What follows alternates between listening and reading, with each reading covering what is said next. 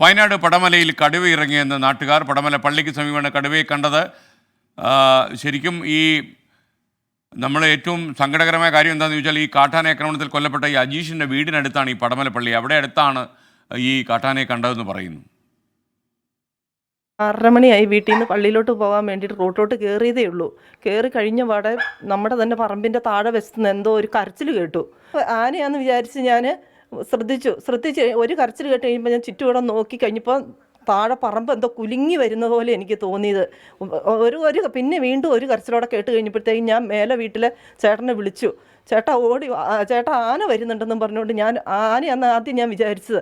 ഓടി വരുമല്ല, എൻ്റെ പുറകെ എത്തി മേലെ കയറാൻ നോക്കുമ്പോൾ ഒരു തിണ്ടായതുകൊണ്ട് എനിക്ക് അങ്ങോട്ട് കയറാത്ത കാരണം പെട്ടെന്ന് ഞാൻ സൈഡിലോട്ട് മാറി വാടെ എൻ്റെ തൊട്ട് പോയ പോലെ അങ്ങ് പോയി കടന്നുപോയി.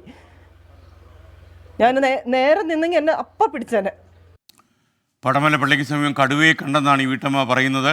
അരുൺ പാറയ്ക്കൽ വയനാട്ടിൽ നിന്ന് ചേരുന്നു വിശദാംശങ്ങളുമായി. അരുൺ, പറയൂ വിശദാംശങ്ങൾ.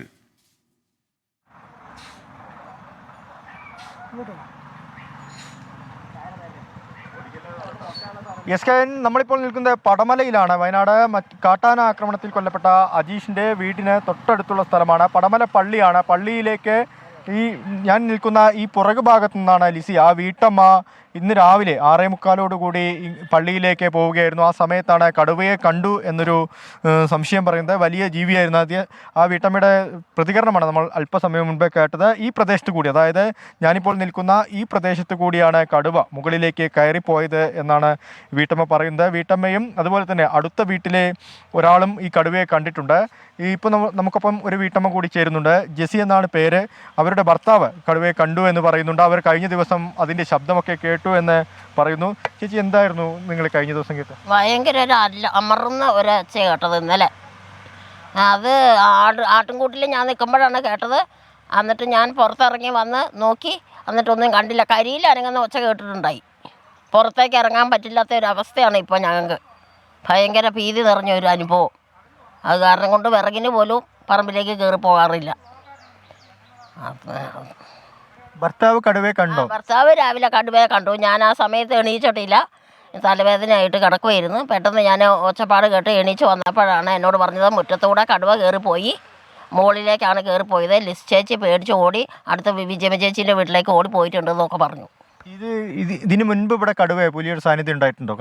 കഴിഞ്ഞ ഒമ്പത്തെ കൊല്ലമൊക്കെ ഇതിലൂടെയൊക്കെ കടുവ ഇറങ്ങിയിട്ടുണ്ട്. കടുവ രാത്രി എൻ്റെ അടുത്തേക്ക് ഓടി വന്നിട്ടുണ്ട് ഒരു ദിവസം.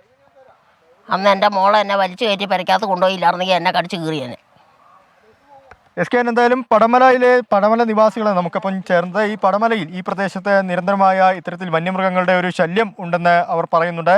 കഴിഞ്ഞ വർഷവും സമാനമായ രീതിയിൽ കടുവയെ കണ്ടെന്നാണ് ഇപ്പോൾ ജെസ് ചേച്ചി നമ്മളോട് വ്യക്തമാക്കിയത്. ഈ സ്ഥലത്ത് കൂടിയാണ്, ഞാനിപ്പോൾ നിൽക്കുന്ന ഈ സ്ഥലത്ത് കൂടിയാണ് കടുവ കയറിപ്പോയതെന്ന് പറയുന്നു. കടുവയുടെ കാൽപ്പാടെന്ന് തോന്നിപ്പിക്കുന്ന തരത്തിലുള്ള ചില മണ്ണിൽ പതിഞ്ഞ ചില ദൃശ്യങ്ങൾ കൂടി നമ്മൾ കാണിക്കുന്നുണ്ട്. എന്തായാലും അല്പസമയം മുൻപ് പടമല പള്ളിക്ക് മുൻവശത്ത് നാട്ടുകാർ ഈ കടുവയെ പിടികൂടണമെന്ന് ആവശ്യപ്പെട്ടുകൊണ്ട് പ്രതിഷേധിച്ചിരുന്നു. ഇപ്പോൾ ആ പ്രതിഷേധത്തിനൊരു അയവ് വന്നിട്ടുണ്ട്. വനം വകുപ്പ് അധികൃതരൊക്കെ സ്ഥലത്തെത്തിയിട്ടുണ്ട്, പോലീസും സ്ഥലത്തെത്തിയിട്ടുണ്ട്. എന്തായാലും കടുവയ്ക്ക് വേണ്ടിയുള്ള പരിശോധന തുടരുകയാണ്. Okay, thank you.